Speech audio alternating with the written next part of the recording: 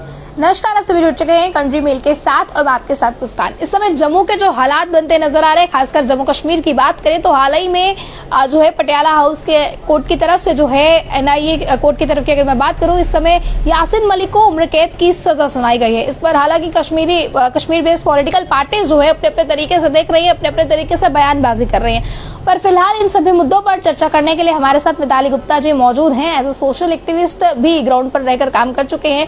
इनसे बातचीत करना चाहेंगे और इस समय के जो हालात बनते नजर आ रहे हैं उसे किस तरह से देखते हैं। मैम, सबसे पहले बहुत बहुत स्वागत है आपका। Thank you so much. आपसे जानना चाहेंगे, इस समय एनआईए कोर्ट की अगर हम बात करें, यासिन मलिक को जिस तरह से सजा सुनाई गई है, किस तरह से आप देखते हैं? और उस बीच कश्मीर बेस्ड पॉलिटिकल पार्टीज कुछ ऐसी हैं जिनका अपने अपने तरीके से इस समय बयान आ रहा है। सबसे पहले आप उसे किस तरह से देखते हैं? देखिए, सबसे पहले तो बात यह है कि जिस चीज को ऑनरेबल कोर्ट वर्डिक्ट दे देता है उसके ऊपर किसी को भी टिप्पणी करने की ना तो हमारा संविधान इजाजत देता है और ना ही हमें करनी चाहिए, क्योंकि बहुत ही ज्यादा समझदार और एक्सपीरियंस लोग जब बैठते हैं कोर्ट में, ऑनरेबल कोर्ट में, वो एक वर्डिक्ट देते हैं और उस वर्डिक्ट को हम सबको सर झुकाकर एक्सेप्ट करना चाहिए।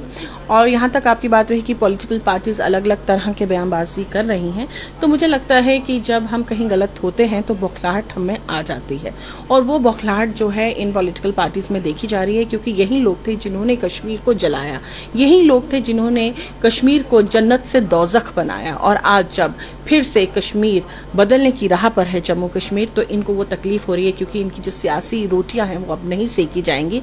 अब इनको कहीं दिख रहा है कि जो गलत है उसे गलत कहा जाएगा, सही को सही कहा जाएगा। और देखिए, हम लोग बहुत बड़ी गलती करते हैं कि हम लोग अपने आप को धर्म में बांट लेते हैं, हिंदू, मुस्लिम, सिख, ईसाई। पर सच ये है कि ये हिंदुस्तान है, ये भारत है जिसमें सबको एक साथ रहना है और इधर दो ही धर्म है, वो गीता के अनुसार धर्म और अधर्म। ठीक है, उस समय क्या था, अधर्म को फैलाया जा रहा था और जो धर्म को फॉलो करते थे लोग वो बहुत दबे हुए थे, उनकी आवाज बहुत दबी हुई थी। तो आज जो है अधर्मियों को क्रश किया जा रहा है, उनको कुचला जा रहा है, उनको उनके किए की सजा दी जा रही है, उनको उनके कर्म का फल मिल रहा है।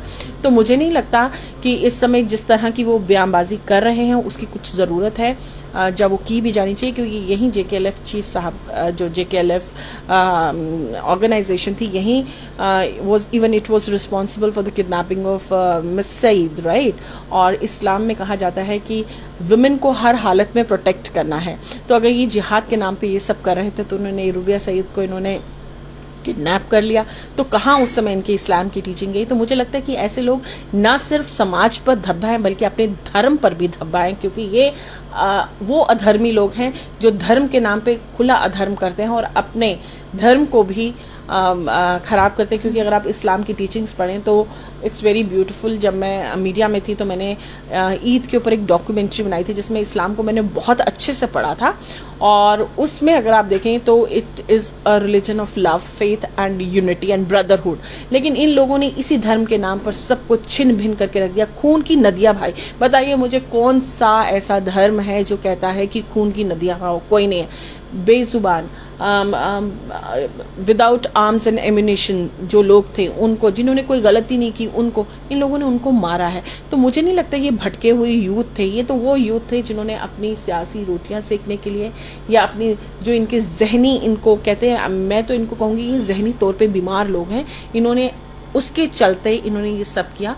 And I think this is the, as I said, I'm nobody to comment on the verdict of the court, honorable court, but yes, I like the decision very much. And कई लोग कह रहे हैं कि उसे फांसी मिलनी चाहिए, पर मुझे लगता है कि उसे फांसी नहीं मिलनी चाहिए, उसको तड़प तड़प के ही मरना चाहिए, क्योंकि ताकि उसे पता चले कि दर्द, तकलीफ क्या होती है। जैसे आपने देखा होगा कल एयरफोर्स जो 7 of the Air Force people who were killed, उनमें से एक की मिसेस खन्ना, आई थिंक, वो पत्नी थी। तो आप सोचिए उन्होंने वो कैसे जिंदगी काटी है, उनके पति का तो कोई कसूर भी नहीं था, निहत्ते थे वो, उन्होंने जिंदगी कैसे काटी है। तो I think they should be punished and he should be given life imprisonment till death so that he realizes। and आज यासिन मलिक की जो बीवी है वो रो रही हैं, बिलक रही हैं, कह रही हैं कि तुम मर जाओ, तुम्हारा कोई ना रहे।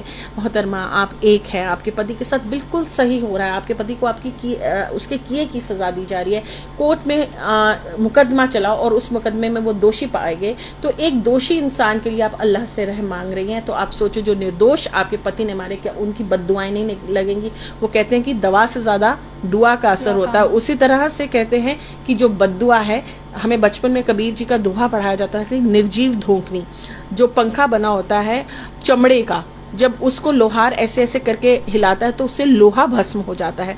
तो निर्दोष लोगों को जिनको इन्होंने मारा है, उनकी बद्दुआ से सिर्फ यासीन मलिक नहीं बल्कि हाँ उनके परिवार को भी, हालांकि मैं ऊपर वाले से यही दुआ करूंगी कि उसके किए की सजा उसकी फैमिली को ना मिले, पर हाँ इतने पाप किए हैं तो वो पाप भुगतने पड़ेंगे, जो आप बोगे वही काटोगे। कहीं ना कहीं 19 मई को जब यासीन मलिक ने सभी अपने ऊपर लगे आरोपों को स्वीकार किया, उसके बाद 25 तारीख जो है वो दी गई कि आपको सजा की सुनवाई होगी। उसके बाद 25 तारीख को जो कल कश्मीर से निकलकर पत्थरबाजी की किस तरह से तस्वीरें निकलकर सामने आई हैं, किस तरह से आप उसे देखती हैं?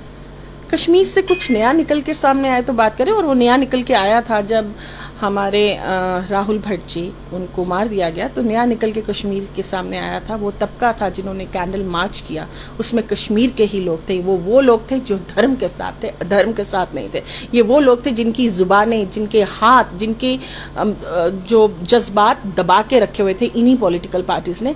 वो कोई नई तस्वीर थी कश्मीर की, और वही सच्ची तस्वीर थी, क्योंकि अगर उसको जन्नत कहा जाता है तो जन्नत में आपने कभी देखा है कि कोई जिन रहता हो? जन्नत में सिर्फ और सिर्फ अच्छे लोग रहते हैं। तो वो अच्छे लोग जब निकल के आए, राहुल की फेवर में निकल के आए और उन्होंने कहा सिलेक्टिव किलिंग मत करो, वो बदली हुई तस्वीर थी। और हाँ, अगर फिर आप कहोगे कि ये तस्वीर कैसे देखते हो आप, मैं आपको बताती हूँ कि ये मैं तस्वीर आपको कैसे देखती हूँ। आप एक सेकेंड, क्योंकि ये देखिए, ये है ये कश्मीर की तस्वीर।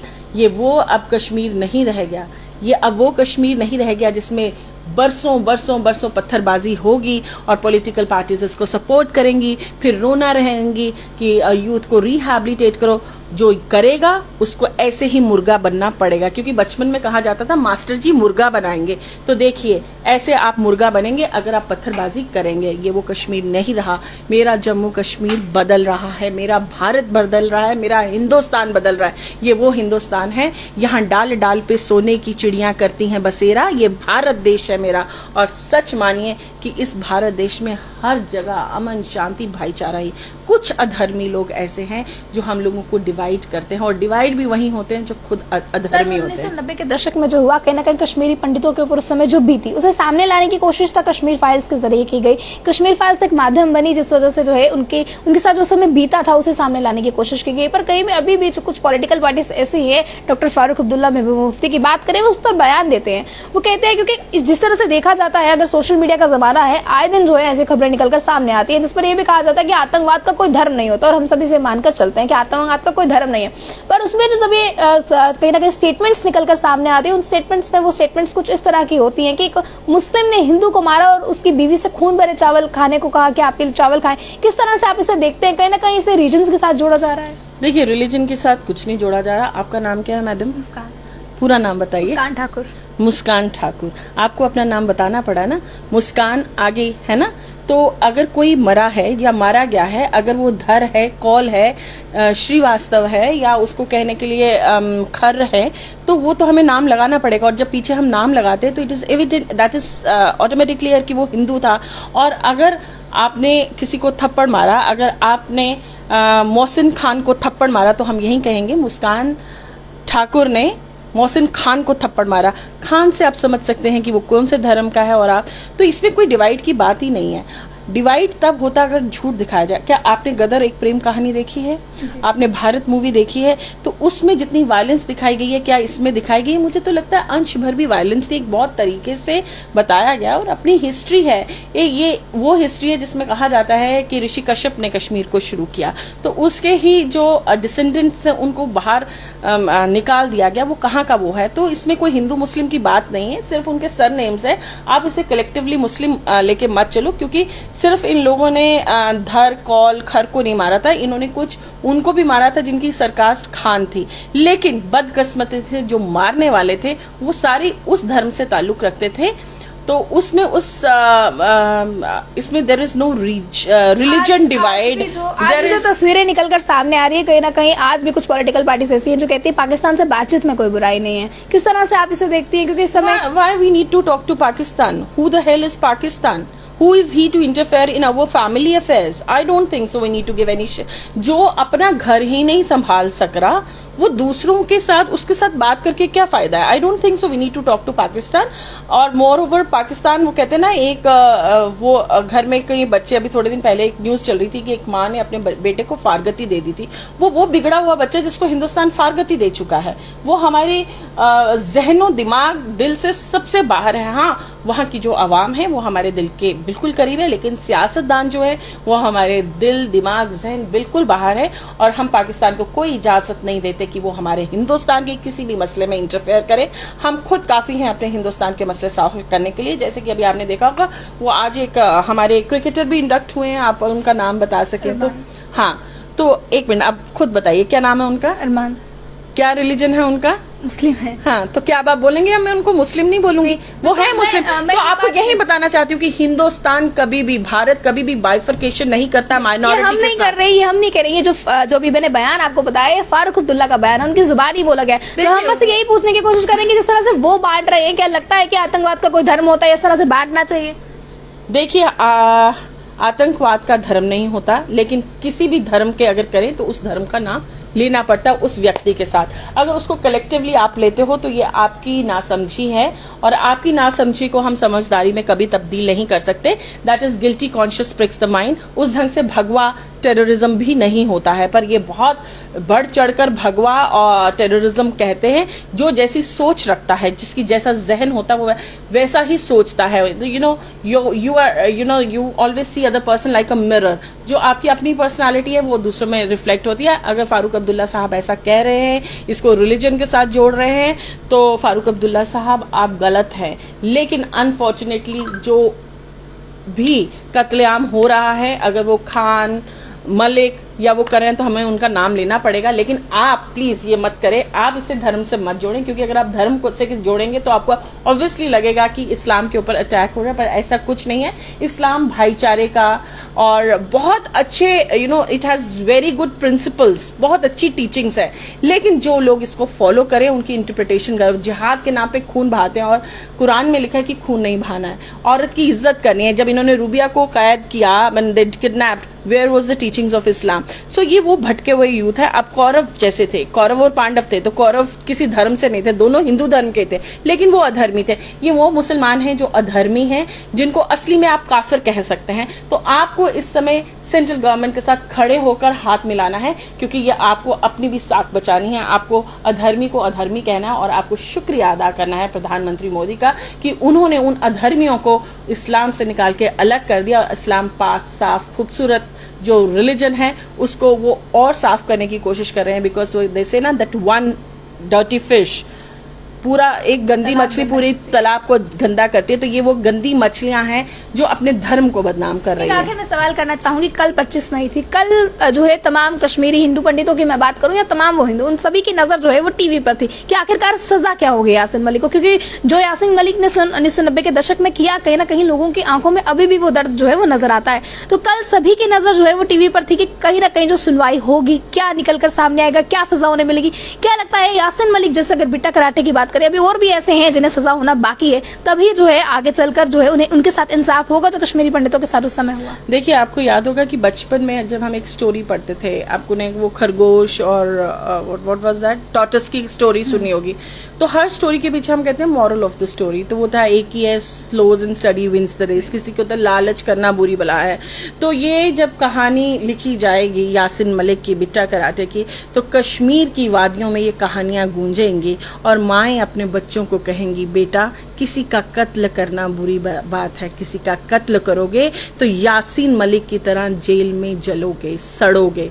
बच्चे, किसी की भावनाओं को ठेस पहुंचाना गलत बात है, अगर करोगे तो तुम पे PSA पड़ेगा. और अब आज जब मैंने ये तस्वीर देखी कि कश्मीरी जो उन्होंने हु पेल्टेड द स्टोन्स, देवर कान पकड़ के खड़े हैं, तो आज रात को माएं अपने बच्चों को कहेंगी, बच्चों कल से मत जाना. देखो ये लोग, कितनी बेइज्जती हो रही है इनकी, क्या इनके माँ बाप ने इनको तालीम दी थी, और आज ये न्यूज़पेपर में कान पकड़ के खड़े हैं. अगर तुम भी पत्थर मारोगे तो ऐसे ही खड़े होगे. तो ये तो मॉरल ऑफ द स्टोरी है जो बनता जा रहा है. एंड मेरे को लगता है कि सिर्फ कश्मीरी पंडितों को शांति नहीं मिलेगी, हर हिंदुस्तानी को, हर भारतवासी को। और कहीं ना कहीं मैं जानती हूँ कि अंदर से ये जितने हमारे पॉलिटिशियंस हैं सिटिंग इन कश्मीर, इनको भी शांति है, क्योंकि चलते तो ये भी धर्म पर है। सियासत दौर पे इनको ऐसे कमेंट्स पास करें, लेकिन इनको भी कहीं ना कहीं मैडम मुफ्ती को भी बहुत शांति मिली होगी, क्योंकि ये वही JKLF थी जिन्होंने उनकी बहन को किडनैप किया था। मुंह पर ये कुछ भी बोल दें, पर ये सारे धर्मी हैं, इनको बहुत शांति मिल रही होगी। आपको भले ही नहीं बताएंगे, आप मुझे बताओ, अगर आप ही की बहन को कोई किडनैप करता है, आप क्या उसे दुआ दे सकती हो? दे सकती हो? नहीं दे सकती हो ना। इसी ढंग से बद्दुआ तो उनके मुंह से भी निकली होगी। यही जब तब उन्होंने बद्दुआ दी होगी, वो आज मलिक साहब को लगी होगी। मलिक साहब मैंने इसलिए उनको कहा है, यासिन मलिक को मैंने मलिक साहब इसलिए कहा है क्योंकि ये मलिक साहब, महबूबा मुफ्ती मैडम जो है उनको मलिक साहब इस ढंग से करके पुकारती हैं। तो जिस मलिक को आपने बद्दुआ दी थी, वो आज रंग लाई है और वो जेल में सड़ रहा है। कहीं ना कहीं एक मैं और बात इसमें करना चाहूंगी, यासिन मलिक की वाइफ की तरफ से, उनके बच्चे की तरफ से एक प्रेस कॉन्फ्रेंस भी रखी गई। वहां पर जो है बहुत सारा वीडियो वायरल भी हुई सोशल मीडिया पर, वो कि वो चिंग चिल्ला कर ये कह रहे हैं कि उन्हें सजा ना दी जाए क्योंकि वो ऐसा नहीं कर सकते हैं, या फिर वो निर्दोष हैं, या फिर उन्होंने खुद कबूल किया है। किस तरह से आप ये सब देखते हैं? देखिए, उनको सजा नहीं दी जाए क्योंकि उन्होंने इसको कबूल किया है। तो कबूल तो बिट्टा कराटे ने भी बड़े ओपनली किया था, अगर वो मेरी माँ को मारने को कहेंगे तो मैं मारूंगा। लेकिन हमारे संविधान में ऐसा कोई प्रावधान नहीं है कि कोई किसी को मारे और बाद में कबूल करे और कहे कि मैं गांधी के पथ पे चल रहा हूँ। गांधी के पथ पे चल रहे हैं, बहुत अच्छी बात है। आप जेल में भी गांधी जी के पथ पे चलिए, काम करिए, बहुत सारा काम करिए, क्योंकि आपको कठिन परिश्रम भी करना होगा। आपको अपनी आइडियोलॉजी चेंज करनी है, वो जेल में भी कर सकते हैं, that's very good. But for what you have done, you will have to suffer for that. And I think every Indian is proud of the system, our judiciary system, who has, punished this man. And yes, India को शांति नहीं मिलेगी। हर story का एक moral होता है। इन morals का हम wait कर रहे हैं कि बिट्टा कराटे हो या और भी हो, इन सबको सजा मिले। और जब सजा मिलेगी तो हर रूह कांपेगी और हर वो बच्चा, हर वो नौजवान जो गलत कदम बढ़ाने की ओर होगा, उसे वो याद आएगा कि क्या यासिन मलिक के साथ हुआ, क्या बिट्टे कराटे के साथ होने जा रहा है, या पीछे भी जो फांसियां लगी। तो और आपको पता है कि कश्मीर और मेरा हिंदुस्तान बदल रहा है, बहुत सारी तब्दीलियां हुई हैं। ये वो कश्मीर नहीं रह गया जिसमें महीने महीने पत्थरबाजी होती थी और ये कश्मीर बेस्ड पॉलिटिशियंस जाते थे और कहते थे ये भटके हुए यूथ हैं तो इनको नौकरियां दे दो। ऐसा कुछ नहीं है। तो now I think their game is over and they'll have to face what they have done. बहुत बहुत शुक्रिया हमारे साथ जुड़ने के लिए। मिताली गुप्ता जी हमारे साथ बातचीत करने के लिए मौजूद थी। किस तरह फिलहाल के हालात को देखती है और कश्मीर से जो तस्वीरें निकलकर सामने आ रही है, खासकर जो कश्मीरी हिंदू पंडितों की अगर मैं बात करूं, कल सभी की नजरें जो हैं वो टीवी पर थी कि आखिरकार यासिन मलिक को क्या सजा होती है, जिसके बाद जब सजा हुई तो सभी की आंखों में वो खुशी के आंसू थे। किस तरह से ये उन्हें देखती हैं और आप लोग किस तरह से देखते हैं, जरूर रखेगा कमेंट बॉक्स में अपनी राय। क्या सिर्फ कहानी यहीं पर खत्म हो गई है या इसके आगे भी अभी सजाएं होना बाकी है? बने रहे आप कंट्री मेल के साथ। जय हिंद।